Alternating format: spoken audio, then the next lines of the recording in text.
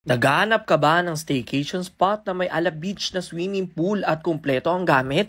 Tara dito! Yumakanos, alam nyo ba ang nalaman ko? Kami napadpad dito sa Azure North sa San Fernando, Pampanga upang mag-staycation sa isa sa unit ng Gavin's Cabin Staycation. Isa nga pala ito sa mga units nila at swerte ko dahil ito ang napili ko na may malaking balcony na makikita nyo naman sa video na tanaw mula SM San Fernando na may scenic view ng Mount Arayat hanggang Mexico. Tara na sa kanilang unit. Meron silang self-check-in system. Pagpasok ay pwede kayo gumamit ng sleepers na nakaprovide na dito at shurak na din. Dito ang kanilang dining area kung saan kayo pwede kumain na may nakaprepare na din na dining wares. Ito naman ang living room kung saan pwede mag-Netflix and chill or mag-videoke. At ito namang inuupuan namin ay convertible into bed. And also pwede din kayo maglaro ng mga board games o kaya naman ng kanilang PlayStation. Pagkaliwa mo, ito naman ang kanilang comfort room na may hot and cold shower, toilet na may bidet at sink. And FYI, provided na din ang towels at may complimentary toiletries na rin. Dito naman tayo sa kanilang kitchen na may mga appliances na katulad ng stove, microwave oven,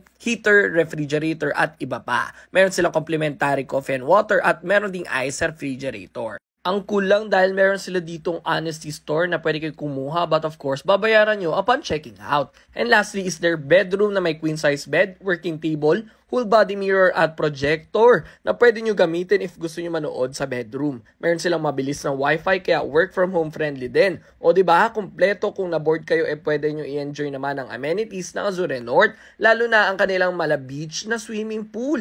Meron namang free parking in front of Home Depot na 2 to 3 minutes walk from Azure. For the rates, ilalagay ko na lang ito sa comment section. If gusto nyo mag-book, message nyo lang ang kanilang page or this number. Let's go!